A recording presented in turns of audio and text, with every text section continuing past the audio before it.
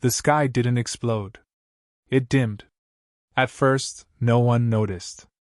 A satellite blinked out somewhere over the Pacific, then another over Eastern Europe. Ground stations reported signal loss, then silence. Engineers blamed solar interference, until every orbital system went dark within seconds. Then came the shadows. Across continents, people looked up and saw something impossible. The stars were gone, replaced by vast geometric silhouettes stretching across the atmosphere. They didn't descend.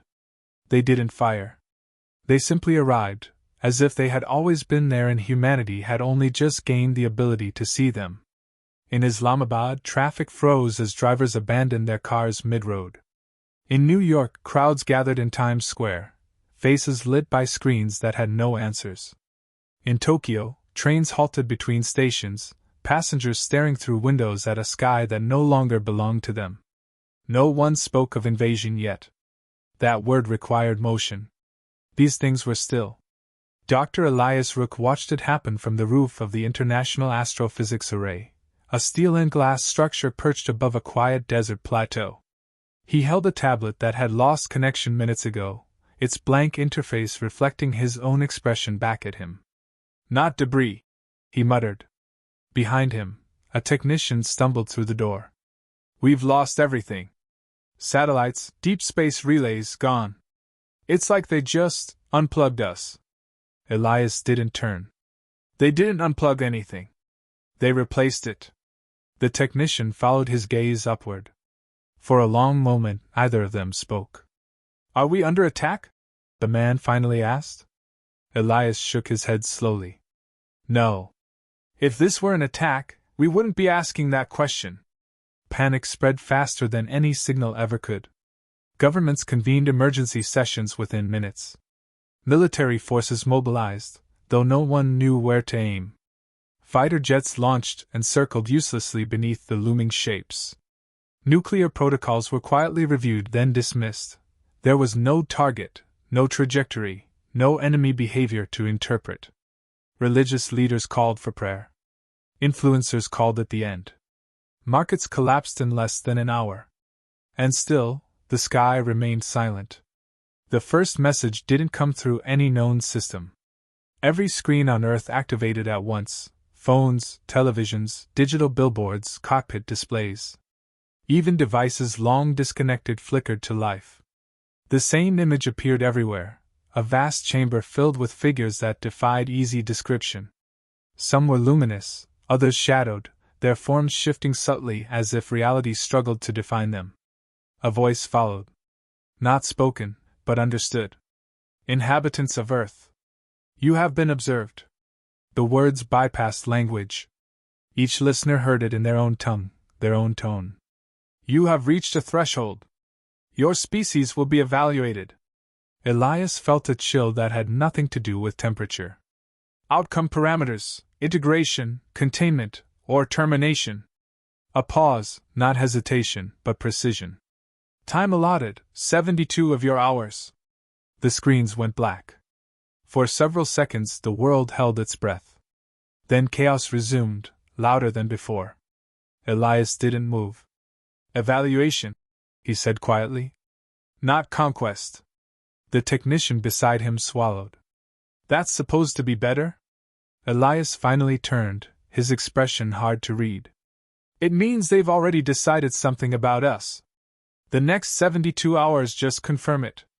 "Confirm what?" Elias hesitated, then looked back at the sky. "Whether we're worth the trouble." He didn't remember the moment they chose him. There was no flash of light, no dramatic pull. 1 second he stood on the roof, the next he was somewhere else. No transition, no sensation of movement. The air felt different, thinner yet heavier, as if it carried intent rather than oxygen. The room around him was vast and seamless, its walls curving into distances that didn't quite align with geometry.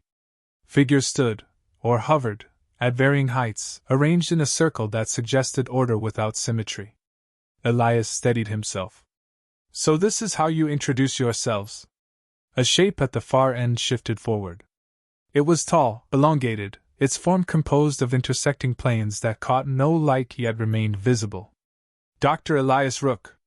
The voice was sharper now, more focused.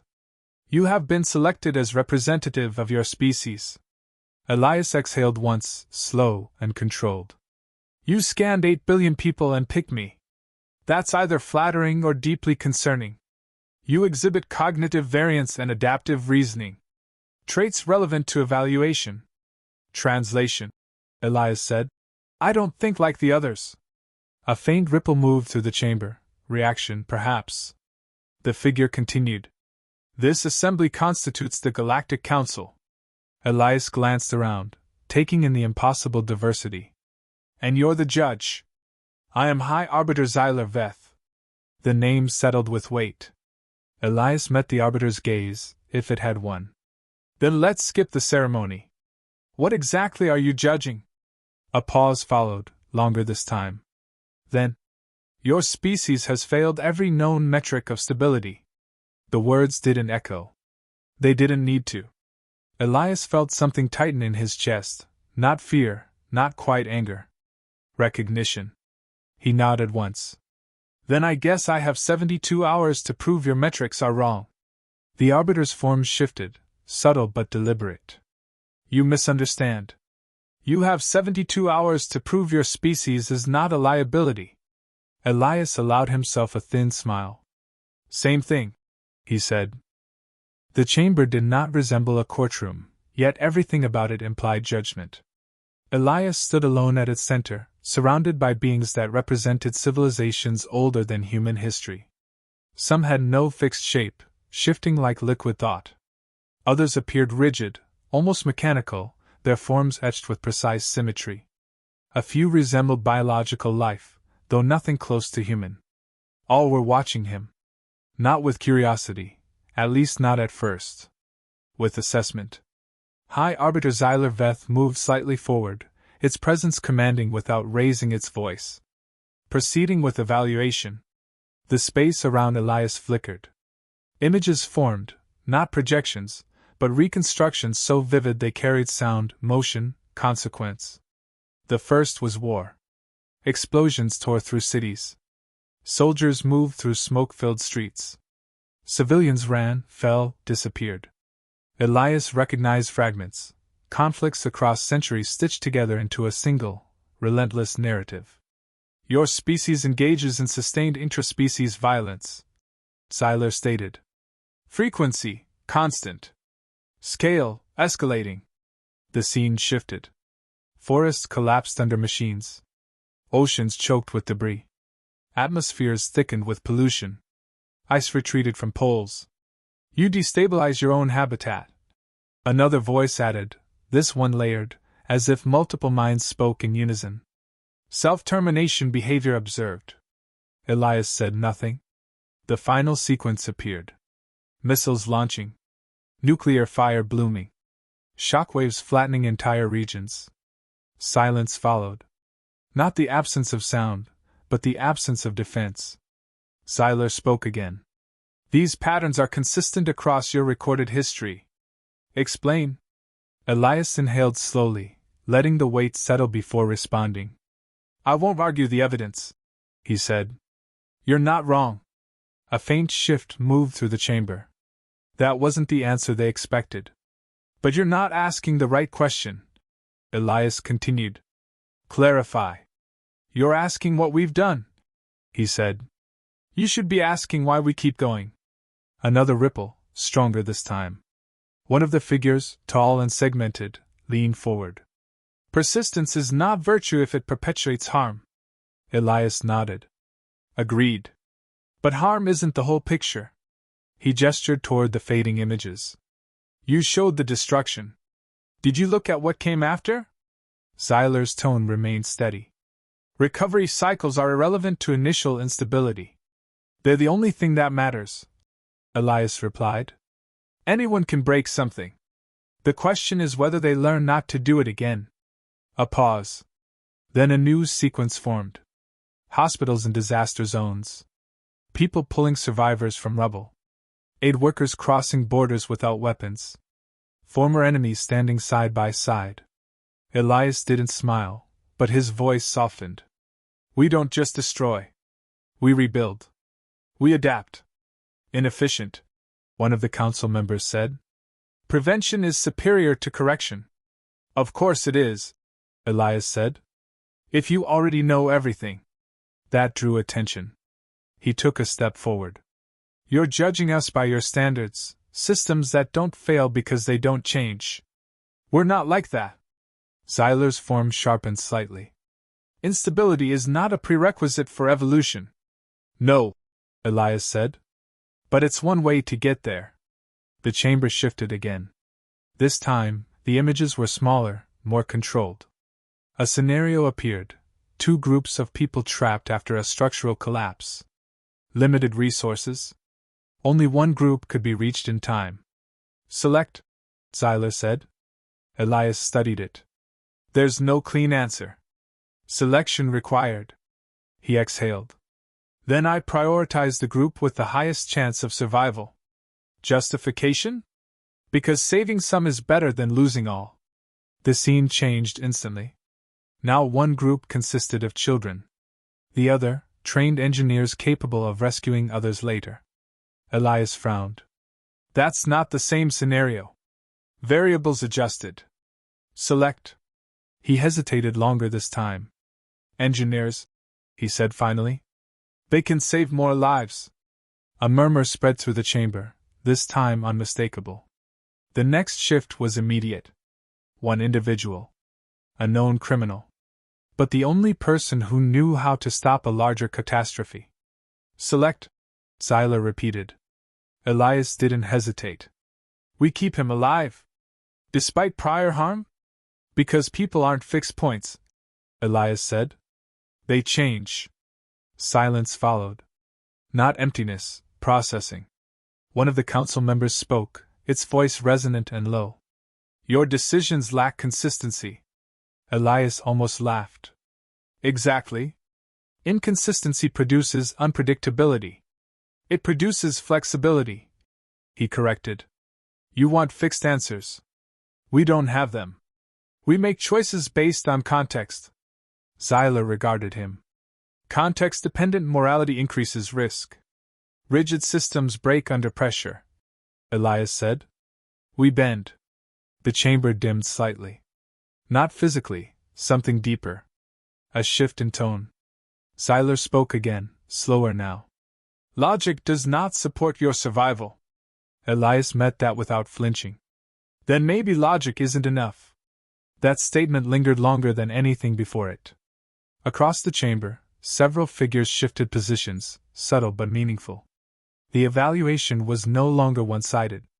But it wasn't turning in humanity's favor either. Not yet. Xyler's final words in that moment carried a quiet finality. Analytical assessment remains inconclusive. A brief pause. We will proceed to observational evaluation. Elias felt the weight of that immediately. Less theory. More reality. More chances to fail. As the chamber dissolved into darkness around him, one thought settled clearly in his mind. They weren't looking for perfection. They were looking for a reason to end it. The chamber dissolved into motion. Elias no longer stood at its center. Instead, he witnessed, pulled through fragments of Earth in real time. Not curated examples, not selective highlights. Raw, unscripted reality unfolding across a planet under silent siege. Xyler's voice accompanied the shift. Observation phase initiated. The first scene opened in a ruined city. Concrete dust hung in the air. Buildings leaned at unnatural angles, their insides exposed like broken ribs. Somewhere in the distance, sirens cried without urgency, as if even machines had lost hope. A medic knelt beside a wounded soldier. Elias recognized the uniform, one side of a conflict still active hours ago. The man on the ground wore the enemy's insignia. Stay with me, the medic said, pressing gauze into a bleeding wound. The soldier coughed, eyes unfocused. Why, help me? The medic didn't look up. Because you're still breathing. A council voice interrupted, sharp and clinical. Inefficient allocation of resources. Enemy preservation extends conflict duration. Elias folded his arms. Or it shortens it. Explain. Because mercy changes people, he said. Not always. But enough to matter. The medic tightened the bandage. You're not dying today, he muttered. The soldier stared at him, confusion replacing fear. The scene shifted. A coastal town, half flooded. Water lapped against rooftops. Boats moved between buildings, rescuing stranded families. On one of them, a woman pulled a stranger aboard, ignoring the protests of someone behind her. We're overloaded, a man shouted. She's coming with us, the woman replied, hauling the soaked figure to safety. The boat dipped dangerously but held. Risk amplification, another council member observed. Decision reduces survival probability for group. Elias watched the woman wrap a blanket around the stranger. Or increases it. Statistical contradiction. Not if that person helps later, Elias said. Or if saving them keeps everyone else from breaking. The council didn't respond immediately. Another shift. A laboratory, cluttered and tense. Scientists argued across languages, screens filled with shared data streams. We don't have time to verify everything, one of them said. Then we verify what we can and share the rest, another replied. Someone else might solve it faster. A third voice cut in. You're handing over years of work. Right now it's not ours, she said. It's everyone's. Data uploaded. Access granted globally. Intellectual property relinquished. Zyler noted. Motivation unclear. Elias smiled faintly. Survival. Collective strategy contradicts prior observations of division. We argue when we can afford to, Elias said. When we can't, we cooperate. The chamber dimmed briefly, then expanded into something quieter. A small room. Dim light. A child sat on a bed, clutching a worn object, something handmade. Outside, distant noise hinted at unrest. An older figure, parent perhaps, sat beside them. Are we going to be okay? The child asked. The adult hesitated, just long enough to reveal uncertainty. Then, yes. It wasn't convincing. It wasn't meant to be. The child leaned closer anyway, reassured by the presence more than the answer. A low voice from the council spoke. False assurance. Elias shook his head. Hope. Unsupported. Necessary, he replied. The scenes continued faster now. Not singular moments, but patterns. Hands pulling strangers from wreckage. People sharing food despite scarcity. Arguments turning into cooperation. Music played in shelters. Stories told to pass time, to distract, to connect. Then something shifted. Not in the scenes, but in the council. Their reactions changed. Less dismissal. More analysis. More attention. A new sequence emerged. Old transmissions, decades old. Radio waves leaving Earth, carrying fragments of human culture into the void. Music. Speech. Laughter. The signals spread outward, thin but persistent. Origin, your planet, Zyler said. Elias frowned. Those are archival broadcasts. They were received. The chamber adjusted, revealing another perspective, alien systems detecting those signals long before the Armadas arrived. Civilizations pausing. Observing. Listening. These transmissions influenced exploratory directives. Zyler continued. Your species initiated contact without intent. Elias let that settle. We didn't even know anyone was out there. Yet your presence altered decision pathways. A quiet realization formed. Humanity hadn't just been discovered. It had been noticed long before. Elias looked around the chamber. So this isn't your first impression of us? No. Then you've had time to decide what we are. A pause followed. Longer than any before. We have had time to observe contradictions, Zyler said. Elias nodded. That's kind of our thing. Beyond the chamber, something else stirred. A distant shift, subtle but unmistakable. Fleet formations adjusted. Energy signatures increased. Not all observers were willing to wait. Elias felt it without seeing it. Pressure building beyond the walls of judgment. Time wasn't just limited. It was running out faster than expected. Xyler's voice returned, sharper now.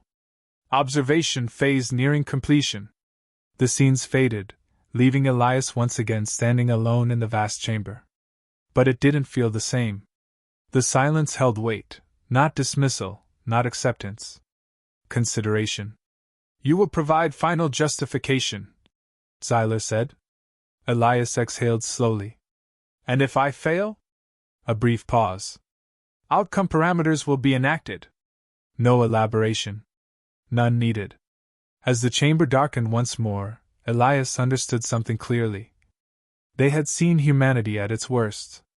Now they had seen it at its best. And somehow, that still might not be enough. The chamber returned, but something beyond it had changed. Elias felt it before he saw it, a pressure pressing in from every direction, like a storm waiting just outside a sealed window. The council stood as before, but their stillness carried tension now, not certainty. Xyler spoke without delay. External variables are destabilizing the evaluation. A section of the chamber opened, revealing space beyond. The Armadas no longer held formation. Several fleets had shifted, their alignment no longer neutral. Energy signatures flared.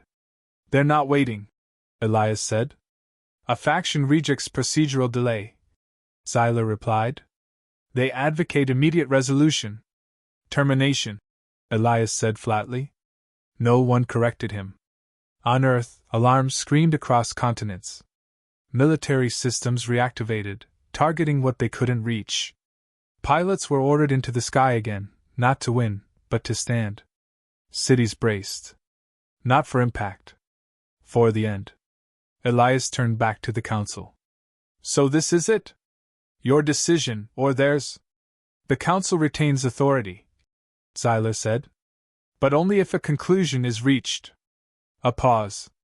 You will deliver your final justification. No projections followed. No tests.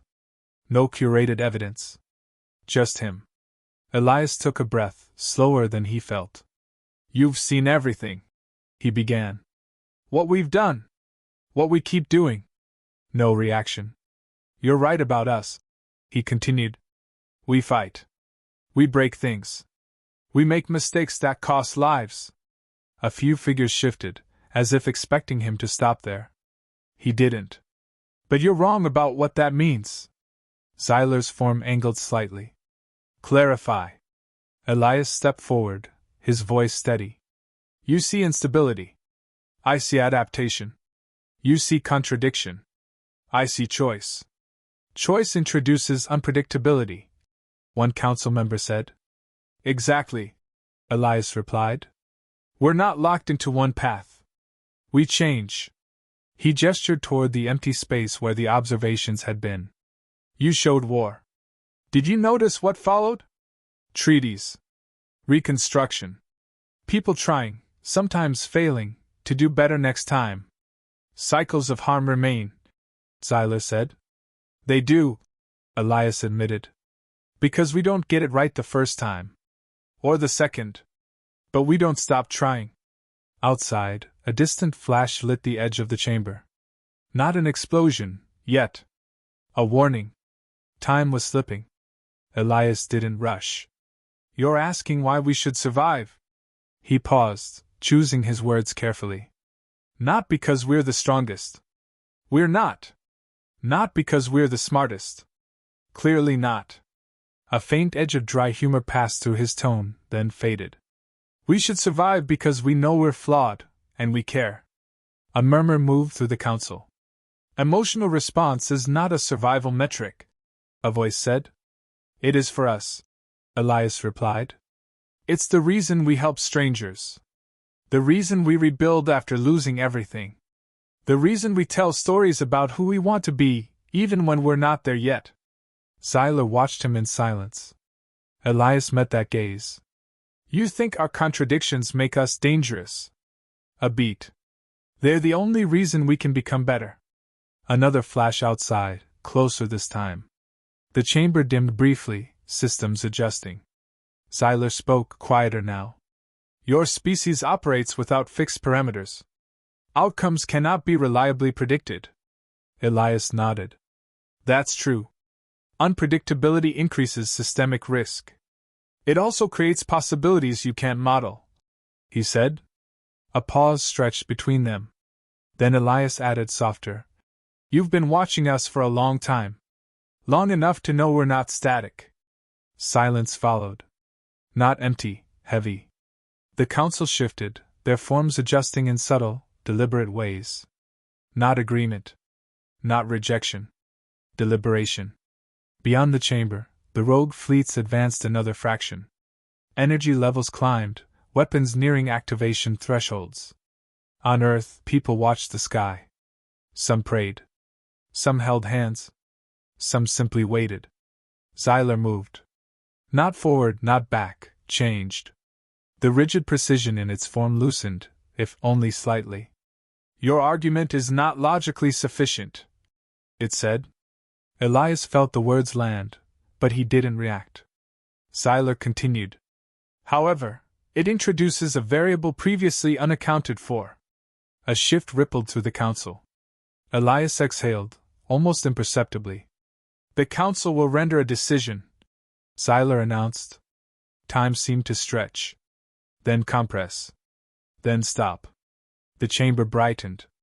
The fleets outside halted. Energy signatures stabilized. Verdict, Xyler said. A pause. Humanity will not be terminated. Relief didn't come immediately. It arrived in fragments, like breath returning after being held too long. Containment protocols are denied. Another ripple, stronger this time. Your species is designated a developing anomaly. Elias frowned slightly. That's not exactly reassuring. For the first time, something close to variation entered Xyler's tone. You will be observed. A beat. And allowed to continue. Outside, the rogue fleets powered down. One by one, their formations broke. Order returned. Elias stood still, letting the moment settle. We're on probation, he said. You are under consideration, Xyler corrected. Same thing, Elias replied quietly. The chamber began to fade. Before it did, Elias spoke once more. You said we failed every metric?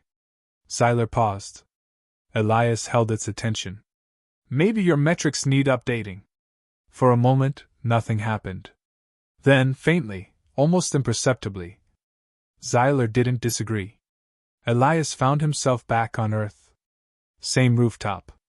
Same sky. But the shadows were gone. Stars returned, scattered and distant. Unchanged. And somehow, completely different. He looked up for a long time. Not in fear. Not in relief. In understanding. They hadn't been saved because they were perfect. They had been allowed to continue because they weren't finished.